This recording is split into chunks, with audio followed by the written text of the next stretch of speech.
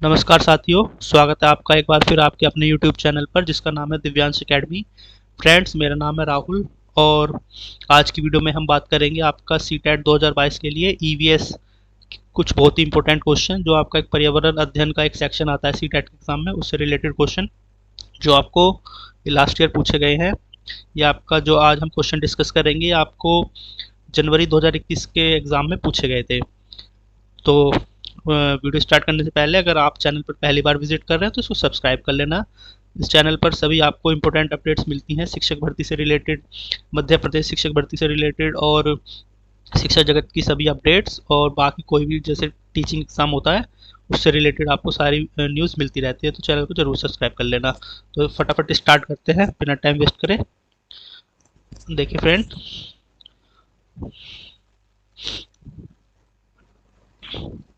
पहला क्वेश्चन लेते हैं। पहला क्वेश्चन है आपका मैपिंग स्किल का। Mapping skills in EVS help develop. तो इसका क्या आंसर होगा? आप दोनों लैंग्वेज में देख सकते हैं, इंग्लिश में भी हिंदी में भी, जिसमें आपको कंफर्टेबल हो आप उसमें देख सकते हैं। ठीक है फ्रेंड, तो फर्स्ट क्वेश्चन का आपका आंसर होगा मैपिंग स्किल्स जो होता है आपका एक मैं आपको बताना चाहता हूँ। आप जो भी पेपर अटेम्प्ट करें, आप जो आपका एलिमिनेशन मेथड होता है उससे भी आप कर सकते हैं। पहले जो आपका ऑप्शन हो नहीं सकते उसको आप एलिमिनेट भी कर सकते हैं, तो आप राइट आंसर तक पहुंच जाएंगे। अगर आपको आंसर पता है तो ठीक है, अगर बाई चांस आप दो ऑप्शन में कंफ्यूज हो रहे हैं तो आप एलिमिनेशन मेथड से पहले वो ऑप्शन हटा लीजिए जो बिल्कुल हो ही नहीं सकते, फिर आप तो ऑप्शन में से गैस कर सकते हैं, तो उसमें ज़्यादा चांसेस सही होने के ज़्यादा चांसेस रहते हैं। तो mapping skills in EVS help develop, तो इसका आपका आंसर आएगा सेकंड ऑप्शन राइट आंसर हो जाएगा। Understanding of relative position of places, स्थानों की सापेक्ष स्थिति की समझ को विकसित करता है। ठीक है, मैपिंग स्किल्स का ये होता है। सेकंड क्वेश्चन 62 ले लेते हैं, ये क्वेश्चन पेपर के अकॉर्डिंग है काउंटिंग, तो हम ले लेते हैं। समयान of class fifth usually does not do his given class work, the best measure to address the situation could be to. समयान एक बच्चा क्लास फिफ्थ का जो आमतौर पर अपना दिया हुआ कक्षा का कार्य नहीं करते हैं, मुद्दे को हल करने का सबसे अच्छा उपाय हो सकता है। अब देखिए फ्रेंड्स, पहला ऑप्शन है talk to parents, counselling them. Second option है give him alternative and simpler homework, उसे वैकल्पिक और आसान गृह कार्य दें। हमें इसमें सबसे बेस्ट ऑप्शन चूज करना होता है, मतलब इसमें आपको सिमिलर ऑप्शन मिलेंगे लेकिन जो बेस्ट ऑप्शन होगा वो आपको चूज करना है। तीसरा ऑप्शन है आपका talk to him to find his difficulty and adjust class work accordingly, उसकी कठिनाई का पता लगाने और उसके अनुसार कक्षा कार्य को समायोजित करने के लिए उससे बात करें। नेक्स्ट आपका make another child help complete his class, किसी दूसरे बच्चे को उसकी कक्षा के कार्य को पूरा करने में मदद करें। तो जैसा कि आप देखेंगे इसमें सबसे जो बेस्ट ऑप्शन है वो आपका ऑप्शन नंबर थर्ड है कि आप उसकी कठिनाई का पता लगाने और उसके अनुसार कक्षा कार्य को समायोजित करने के लिए उससे बात करेंगे। क्योंकि माता पिता से बात करें और उन्हें सलाह दें ये भी सही नहीं लग रहा, उसे वैकल्पिक और आसान गृह कार्य दें, किसी दूसरे बच्चे को उसकी कक्षा के कार्य को करने में मदद करें, ये भी नहीं। जो सबसे बेस्ट ऑप्शन है वो आपको बच्चे का पहले उसको कठिनाई कहाँ आ रही है, उसको दिक्कत कहाँ आ रही है, उसका आप पहले उसको पता लगाएंगे, फिर उसके अकॉर्डिंग ही उसको उसके कार्य को समायोजित करने के लिए उससे बात करेंगे। तो सबसे बेस्ट ऑप्शन आपका ऑप्शन नंबर थर्ड है। ठीक है फ्रेंड, नेक्स्ट क्वेश्चन लेते हैं। Muskan organise a debate on the topic use of diesel vehicle in transportation should be prohibited. What is the purpose of organizing this debate by Muskan in classroom? Muskan ने परिवहन में diesel वाहनों का उपयोग निषिद्ध होना चाहिए विषय पर एक वाद विवाद का आयोजन किया। मुस्कान के द्वारा इस विषय पर कक्षा में वाद विवाद के समायोजन का क्या उद्देश्य है? She wants to sensitize students on advantage of using modern vehicles. It helps students in appreciating multiple perspectives on this issue. She wants to sensitize students on the need to ban diesel vehicle completely in transportation. It would help in knowing student views and correcting them. तो friend, इसका जो सबसे best option होगा आपका option number second होगा friends, ये वाला। यह इस मुद्दे पर छात्रों को कई दृष्टिकोणों की सराहना करने में मदद करता है। ठीक है फ्रेंड्स, आपको सबसे बेस्ट ऑप्शन चूज करना है। तो इसका ऑप्शन सेकंड सबसे बेस्ट ऑप्शन होगा। यह इस मुद्दे को छात्रों को कई दृष्टिकोणों की सराहना करने में मदद करता है। नेक्स्ट क्वेश्चन लेते हैं। There is a paragraph in class fifth EVS textbook based on Al Biruni observation of construction of ponds in India some thousand years ago. What would be the purpose of including this paragraph? कुछ हजार साल पहले भारत में तालाबों के निर्माण के लिए अल ब्रूनी के अवलोकन के आधार पर कक्षा 5 के ईवीएस के पाठ्यपुस्तक में एक अनुच्छेद है। इस अनुच्छेद को शामिल करने का क्या उद्देश्य होगा? तो फ्रेंड्स, इसमें आपको बताना है। ऑप्शन आपका देख लीजिए पहले, ए और डी, या तो ए और डी होंगे, या ए और सी होगा, या फिर आपका ए बी सी होगा तीनों, या फिर ए सी डी होगा। तो फ्रेंड, इसका आपका देख लेते हैं। पहला है, यह इतिहास के स्रोतों की पहचान करने में शिक्षार्थियों की मदद करता है। यह शिक्षार्थियों को उनके अवलोकनों की रिकॉर्डिंग में सुधार करने में मदद करता है। यह शिक्षार्थियों को कुछ 1000 साल पहले भारत में मौजूद तकनीक की सराहना करने में मदद करता है। यह शिक्षार्थियों को इतिहास में साक्ष्य की भूमिका की सराहना करने में मदद करता है। तो इसका आपका आंसर ए भी ठीक है, सी भी ठीक है और डी भी ठीक है। यह आपका बी सही नहीं है। यह शिक्षार्थियों को उनके अवलोकनों की रिकॉर्डिंग में सुधार करने में मदद करता है। तो आपका ए सी डी, इसका आपका फोर्थ वाला सही हो जाएगा। ठीक है फ्रेंड, नेक्स्ट लेते हैं। The integrated nature of EVS helps to, EVS के एकीकृत प्रकृति सहायक है।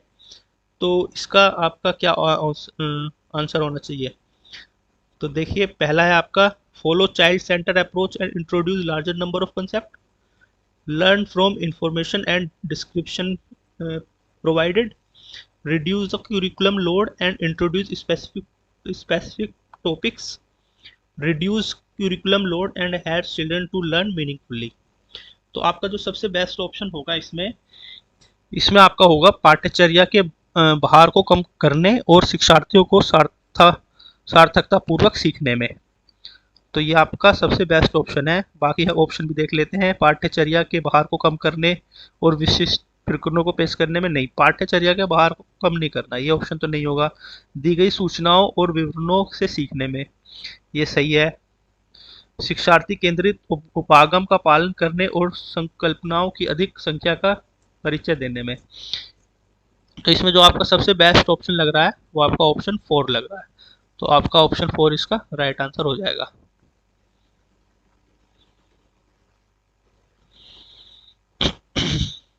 ठीक है फ्रेंड, लेते हैं नेक्स्ट क्वेश्चन।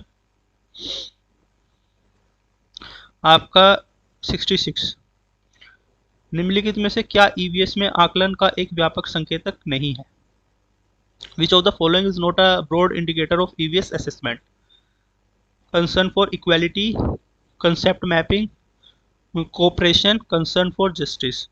जब भी आपका क्वेश्चन में नोट वगैरह दिया हो कि इनमें से कौन सा नहीं है, तो आपको थोड़ा क्वेश्चन पे ज़्यादा ध्यान देना है। इसमें पूछा गया कौन सा नहीं है आकलन करने का। बहुत सी बार हम नोट को ध्यान में नहीं रखते और जल्दी जल्दी हम ऑप्शन बिना नोट के ही हम ऑप्शन को मार्क कर देते हैं, जिससे वो हमारा गलत हो जाता है क्वेश्चन। तो निम्नलिखित में से क्या ईवीएस के आकलन का एक व्यापक संकेतक नहीं है? तो इसका आपका आंसर होगा अवधारणा मान चित्रण, concept mapping. Option number second आपका राइट आंसर हो जाएगा इसका। नेक्स्ट क्वेश्चन लेते हैं। Questioning as a strategy in teaching learning of EVS is used for. पर्यावरण अध्ययन में प्रश्न करने को एक युक्ति के रूप में उपयोग किया जाता है। पर्यावरण अध्ययन में प्रश्न करने को युक्ति के रूप में प्रयोग किया जाता है। नियमों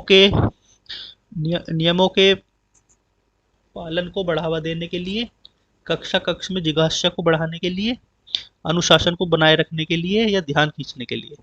ये तो नहीं होगा, ये तो नहीं होगा। अनुशासन को बनाए रखने के लिए नहीं, नियमों के पालन को बढ़ावा देने के लिए नहीं। आपका राइट आंसर ऑप्शन सेकंड हो जाएगा, कक्ष में जिज्ञासा को बढ़ाने के लिए, अराउजिंग क्यूरियोसिटी इन क्लासरूम। ठीक है, नेक्स्ट क्वेश्चन लेते हैं।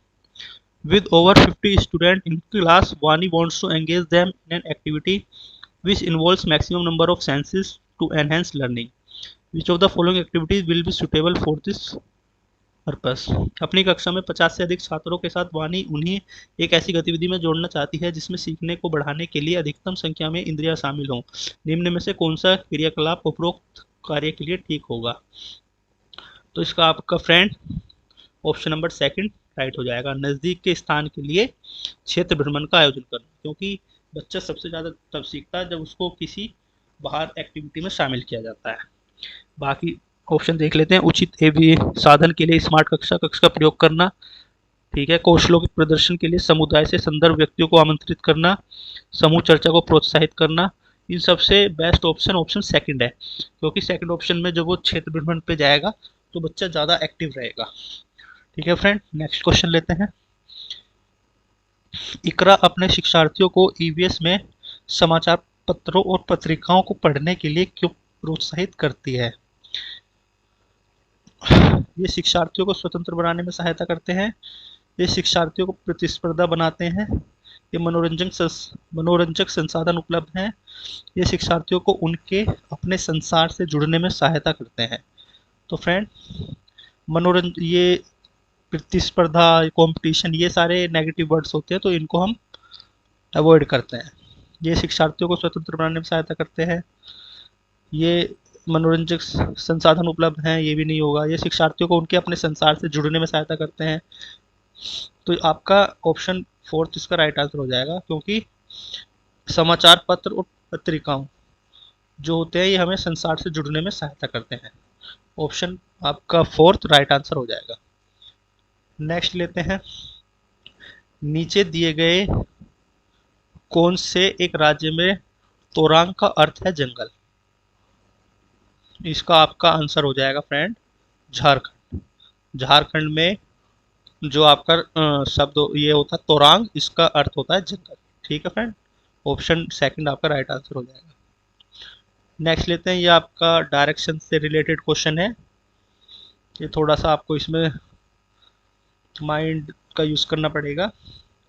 आपका घर x पर स्थित है तथा आपका विद्यालय y पर स्थित है। यद्यपि आपका विद्यालय ठीक सामने है, परंतु बीच में व्यस्त राजमार्ग होने के कारण आप सीधे नहीं जा सकते। अतः पहले आप ठीक दक्षिण में 125 मीटर दूर जाते हैं, फिर ठीक पूर्व में 100 मीटर लंबा सुरंग पथ पार करते हैं और अंत में आप ठीक उत्तर में 125 मीटर दूरी पर y पर अपने विद्यालय पहुंचते हैं। y पर विद्यालय के सापेक्ष x पर आपका घर कहाँ स्थित है? तो फ्रेंड, इसमें आपको डायरेक्शन थोड़ी सी पता होना चाहिए कि इधर हमारा होता है, मैं थोड़ा सा बता देता हूँ, ईस्ट, वेस्ट, नॉर्थ और ये आपका साउथ। तो आप इसके अकॉर्डिंग आप बना सकते हैं इसको। Your house is located at X and your school is located at Y. ठीक है फ्रेंड्स, हमने मान लिए 2 पॉइंट्स हैं हमारे एक्स और Y. Although your school is just opposite but you can not go straight. ठीक है, because of the busy highway so you first go 125 metre due south. आप पहले 125 मीटर साउथ में जाते हैं। ठीक है फ्रेंड, इसमें दिया गया है एक्स से, हम एक्स से जाते हैं, मतलब घर से हम जाते हैं। स्कूल हमारा वाई पे है और हम स्कूल जो है हमारा जस्ट अपोजिट है, बट हम सीधे नहीं जा सकते क्योंकि बिजी हाईवे के कारण। तो पहले हम साउथ नीचे होता है तो 125 मीटर हम साउथ की साइड को जाएंगे। यहाँ पे हम गए 125 मीटर हम साउथ की साइड को गए। उसके बाद then cross 100 metre long subway which is due east. East में आपका ऐसे होता है तो 100 मीटर हम ईस्ट की साइड को गए। ठीक है, long subway which is due east and finally reach your school at Y which is 125 metre due north. मतलब अब यहाँ से 125 मीटर नॉर्थ की साइड को है, नॉर्थ ऊपर की साइड होता है, तो हम यहाँ पे गए 125 मीटर और हम अपने स्कूल में पहुँच गए। अब आगे क्या कह रहा है ये, with respect to your school at Y your house at X is, मतलब ये हमारा स्कूल है वाई और ये हमारा एक्स हमारा क्या है, घर है। तो अब ये पूछ रहा है कि आपके स्कूल की रेस्पेक्ट में आपका हाउस जो है एक्स वो कौन सी डायरेक्शन में है। तो इधर आप देख सकते हैं एक्स जो है वो वाई के रेस्पेक्ट में कौन सी डायरेक्शन में है, तो ये आपका वेस्ट में है, मतलब वाई इधर है एक्स इधर है, तो इधर की साइड आपका ये वेस्ट है, वेस्ट। तो ये हम बता देंगे 100 मीटर वेस्ट में है, मतलब इधर आप देखेंगे 100 मीटर ये सीधा है, 125 मीटर ऐसे, 125 मीटर ऐसे है, तो ये आपका 100 मीटर ड्यू वेस्ट। पहला ऑप्शन आपका ठीक हो जाएगा, 100 मीटर ठीक पश्चिम। ठीक है फ्रेंड्स, नेक्स्ट क्वेश्चन लेते हैं। Today we can not think of food without chilies. These were brought to our country by traders coming from. आज हम मिर्ची के बिना भोजन की कल्पना भी नहीं कर सकते, इसे व्यापारी हमारे देश में लाए थे। तो मिर्ची कहाँ से आई थी आपको पता होना चाहिए, दक्षिणी अमेरिका से आई थी मिर्ची जो आई। ठीक है, नेक्स्ट क्वेश्चन लेते हैं, ये भी आपका थोड़ा सॉल्व करने वाला क्वेश्चन है। कोई लड़का नागरकोइल से मडगांव जाने के लिए 4 जून 2020 को, एक डेट दी हुई है, को किसी रेलगाड़ी में सवार हुआ। यह रेलगाड़ी 22:30, मतलब 22:30 का मतलब रात के 10:30 बजे, 10:30 बजे पीएम, 10 बजे पीएम। ठीक है फ्रेंड, बजे नागरकोइल से चली और 6 जून 2020 को 4:30 बजे मडगांव पहुंची। 4 बजे चली, 4 जून 2020 को चली और 6 जून 2020 को 4:30 बजे, मतलब मॉर्निंग के सुबह 4:30 बजे, 4:30 बजे एएम बजे वो मडगांव पहुंची। यदि इस समय अंतराल में रेलगाड़ी ने इतने किलोमीटर दूरी तय की, इतने किलोमीटर की दूरी आप तय की 1145, तो रेलगाड़ी की औसत चाल क्या है? आपको चाल बतानी है, मतलब आपको बतानी है स्पीड, स्पीड बतानी है। तो स्पीड का फॉर्मूला क्या होता है फ्रेंड्स? डिस्टेंस अपॉन, सीधा आपका पता होगा, डिस्टेंस अपॉन मतलब डिस्टेंस दूरी अपॉन समय, डिस्टेंस अपॉन टाइम। ठीक है, स्पीड का फॉर्मूला होता है। तो डिस्टेंस आपको दिया हुआ है 1145, तो आप 1145 को ऊपर रखेंगे डिस्टेंस में, डिस्टेंस की जगह 1145। ये थोड़ा सा स्पेस कम है, क्या है आपको एक आइडिया दे दे रहा हूँ, 1145, और नीचे आपको समय, टाइम आपको 4 जून 2020 को रात को 10:30 बजे से लेके और 6 जून को 4:30 बजे तक का जो आपका टाइम है वो आपको निकालना है। तो आप देखेंगे तो ये आपका 30 घंटे का टाइम हो जाएगा। ठीक है, 30 घंटे हो जाएंगे आपके। अब आपको बस 1145 को 30 से डिवाइड करना है। जब उसको डिवाइड करेंगे तो आपका आंसर आ जाएगा ये 38.5 किलोमीटर पर आवर। और ऑप्शन बी आपका फोर्थ राइट आंसर हो जाएगा। नेक्स्ट लेते हैं 74 क्वेश्चन। नीचे दिया गया कौन सा कथन मधुमक्खी और छत्तों के विषय में सही नहीं है? छत्ते में बहुत सारी काम करने वाली मक्खियां होती हैं, इसमें भी देखिए फ्रेंड सही नहीं है, नहीं पे आपको थोड़ा सा ज़्यादा ध्यान देना है। छत्ते में बहुत सारी काम करने वाली मक्खियां होती हैं, ठीक है। ये छत्ते में केवल कुछ नर मक्खियां होती हैं, ठीक है। प्रत्येक छत्ते में एक रानी मक्खी होती है जो अंडे देती है, ठीक है। नर मक्खियां छत्तों के लिए अत्यंत महत्वपूर्ण होती हैं, ये आपका गलत है। फोर्थ फोर्थ आपका गलत है कि नर मक्खियां छत्तों के लिए अत्यंत महत्वपूर्ण होती है, ये आपका फोर्थ इसका राइट आंसर हो जाएगा। नेक्स्ट लेते हैं 75। हमारे देश का संविधान निम्नलिखित में से किसके नेतृत्व में बनाया गया था? ये तो आपको सभी को पता होगा, डॉक्टर भीमराव बाबा साहब अम्बेडकर। इसका आपका ऑप्शन फर्स्ट राइट आंसर हो जाएगा। जल्दी जल्दी लेते हैं फ्रेंड्स। पौधों के लिए किए जाने वाले नीचे दिए गए कार्यों पर विचार कीजिए। पौधों को सहारा देना, ह्यूमस प्रदान करना, भोजन संचित भंडारण करना, पानी और खनिजों को अवशोषित करना। तो इसमें आपको बताना है कि पौधों के लिए जो कार्य, पौधों के लिए किए जाने वाले कार्य करना है। तो इसका आपका ए सी डी आपका राइट आंसर हो जाएगा। सहारा देना, भोजन संचित भंडारण करना और पानी और खनिजों को अवशोषित करना, बी आपका नहीं होता है। तो ए सी डी आपका राइट आंसर हो जाएगा। ठीक है, नेक्स्ट लेते हैं, ये भी आपका बहुत आसान क्वेश्चन है। निम्नलिखित में से कौन सा एक भारत का संघ शासित प्रदेश नहीं है, यूनियन टेरिटरी नहीं है पूछा आपका। तो आपको पता है चंडीगढ़ भी है, लद्दाख भी है, जम्मू एंड कश्मीर भी है, ये सारी आपके भारत का संघ शासित प्रदेश है, पर मणिपुर नहीं है। तो आपका ऑप्शन ए राइट आंसर हो जाएगा, मणिपुर। नेक्स्ट लेते हैं, निम्नलिखित में से कौन से कच्चे तेल के उत्पादक हैं? कच्चे तेल के, तो आपको पता है इसका राइट आंसर गुजरात और आपका Tamil Nadu, option A is the right answer. ठीक है, नेक्स्ट लेते हैं, ये भी आपका आपको आसान है। निम्नलिखित में से पक्षियों का वह समूह चुनिए जिसकी प्रत्येक सदस्य हमारी तुलना में 4 गुनी अधिक दूरी की वस्तुओं को स्पष्ट देख सकने योग्य है।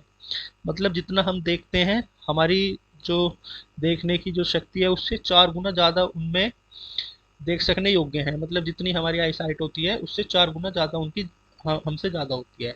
तो बाज, चील और गिद्ध, ये आपका राइट आंसर हो जाएगा। ईगल्स, काइट, वल्चर्स, इनकी जो आई साइट होती है वो ह्यूमंस के मुकाबले 4 गुना ज़्यादा होती है। ठीक है, नेक्स्ट लेते हैं आपका आपका ये क्वेश्चन है, ये इम्पोर्टेंट है, इस पे इम्पोर्टेंट मार्क कर लीजिए, क्वेश्चन अक्सर पूछा जाता है। लेते हैं इसको। पोचमपल्ली भारत के दक्षिणी राज्य का एक कस्बा है जो सुंदरता से डिजाइन की गई चमकदार रंगों की पोचमपल्ली साड़ियों और विशेष प्रकार की बुनाई, जिसे भी पोचमपल्ली ही कहते हैं, के लिए प्रसिद्ध है। कस्बा अब किस राज्य का भाग है? तो इसका ऑप्शन ए राइट आंसर है, ये आप तेलंगाना का है। ठीक है फ्रेंड, पोचमपल्ली आपको तेलंगाना से याद रखना है। ठीक है, नेक्स्ट लेते हैं। निम्नलिखित में से खाद्य पदार्थों के उस समूह को चुनिए जिसके प्रत्येक सदस्य में लौह तत्व प्रचुर मात्रा में होता है, जिसमें आयरन की मात्रा सबसे ज़्यादा होती है। तो पता ही है आपको, आंवला, पालक और गुड़, इनमें आंवला आपकी जो आयरन की मात्रा सबसे ज़्यादा होती है। ठीक है फ्रेंड, नेक्स्ट क्वेश्चन लेते हैं 82। निम्नलिखित में से किसने मटर के पौधों के साथ प्रयोग किया और यह पाया कि मटर के पौधों में कुछ ऐसे लक्षण होते हैं जो जोड़ियों में पाए जाते हैं, जिसे जैसे चिकने या खुरदुरे, लंबे या बौने, पीले या हरे आदि। तो ये आपको पता है, मटर के पौधे पे प्रयोग जो किया था ग्रेगर जॉन मेंडल जी ने किया था। ठीक है, ऑप्शन डी आपका राइट आंसर हो जाएगा। नेक्स्ट लेते हैं। नीचे दिए गए किस एक राज्य के ग्रामीण लोग अपने ढालू छत वाले लकड़ी के मकान मजबूत बांस के खंभों पर धरती से 3 से 3.5 मीटर की ऊंचाई पर बनाते हैं? आसाम में, क्योंकि असम में बाढ़ वाढ़ ज़्यादा आती है, तो वहाँ पे आप के जो घर होंगे वो धरती से 3 से 3.5 मीटर की ऊंचाई पर होते हैं, बांस के खंभों पर। ठीक है फ्रेंड, नेक्स्ट लेते हैं 84। भारत के मानचित्र में दिल्ली की स्थिति के सापेक्ष गांधीनगर और पटना, बिहार की राजधानी की आपको डायरेक्शन बतानी है कि दिल्ली से जो है आपका गांधीनगर और बिहार किस डायरेक्शन में है। तो ये आपका मैप का क्वेश्चन है। मैं आपको एक बार मैप दिखाने की कोशिश करता हूँ। ये आप मैप देखिए, दिल्ली आपका इधर है, ये आपको दिख रहा होगा, और आपका गुजरात इधर है, और आपका जो ये आपका जो बिहार पटना इधर है। तो ये आपको पता है, अगर हम गुजरात की बात करते हैं तो वो दिल्ली के आपका इस डायरेक्शन में है। बट मैं आपको क्वेश्चन पे ले आता हूँ वापस, एक सेकेंड। मैं आपको क्वेश्चन पे ले आता हूँ। तो ये आपका ऑप्शन फोर्थ इसका राइट आंसर हो जाएगा। जो आपका गांधीनगर है वो दिल्ली से साउथ वेस्ट की डायरेक्शन में है, और जो आपका बिहार है, जो पटना, वो दक्षिण पूर्व मतलब साउथ ईस्ट में है। ये आपका जैसे दिल्ली इधर है, तो आपका गांधीनगर इधर की साइड है, और आपका जो आपका बिहार है पटना, वो इधर है। ठीक है, तो ये आपका दिल्ली से कंपेयर करेंगे तो ये थोड़ा सा साउथ वेस्ट में आता है, और ये आपका साउथ ईस्ट की साइड आता है। ठीक है, नेक्स्ट क्वेश्चन लेते हैं।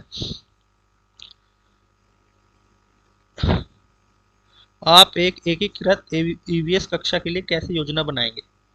एक पाठ में दो या अधिक विषय क्षेत्रों को मिलाएंगे, अलग योजनाओं में सभी विषयों को अलग करेंगे, पर्यावरण विज्ञान के लिए अलग अध्यापक का प्रबंध करेंगे, विज्ञान और सामाजिक विज्ञान के लिए अलग अध्यापक का प्रबंध करेंगे। तो इसका ऑप्शन थर्ड राइट आंसर हो जाएगा, एक पाठ में दो या अधिक विषय क्षेत्रों को मिलाएंगे। इसमें आपको, जिसमें पैडागोजी वाले क्वेश्चन होते हैं उसमें आपको ऑप्शन सारे सेम से लगते हैं, लेकिन उसमें आपको बेस्ट ऑप्शन चूज करना होता है। ठीक है फ्रेंड, नेक्स्ट लेते हैं 86। निम्नलिखित में से कौन सा एनसीएफ 2005 के अनुसार ईवीएस पाठ्यक्रम में सुझाए गए 6 विषयों में से एक है? तो आपको जो ईवीएस की एनसीएफ 2005 के अकॉर्डिंग ईवीएस की जो आपका थीम है, थीम आपको पता होनी चाहिए। तो इसमें है आपका ऑप्शन ए, चीज़ें जो हम बनाते हैं और करते हैं, things we make and do. Option first इसका राइट आंसर है। उपाख्यान अभिलेखों में क्या नहीं दर्ज करना चाहिए? Which what should be avoided in anecdotal records. तो इसमें आपको देखना है, तो इसका आपका क्या अवॉइड करना चाहिए? एक तो मुख्य रूप से समस्याग्रस्त स्थितियों की पहचान करना, निर्णय वाले कथनों को लिखना, मजबूती और कमजोरियों की पहचान करना, बच्चों की रुचियों और संबंधों आदि की पहचान करना। तो इसमें आपका ऑप्शन ए एंड बी आपका नहीं होना चाहिए, इसमें हम दर्ज नहीं करते। तो आपका ऑप्शन थर्ड राइट आंसर हो जाएगा।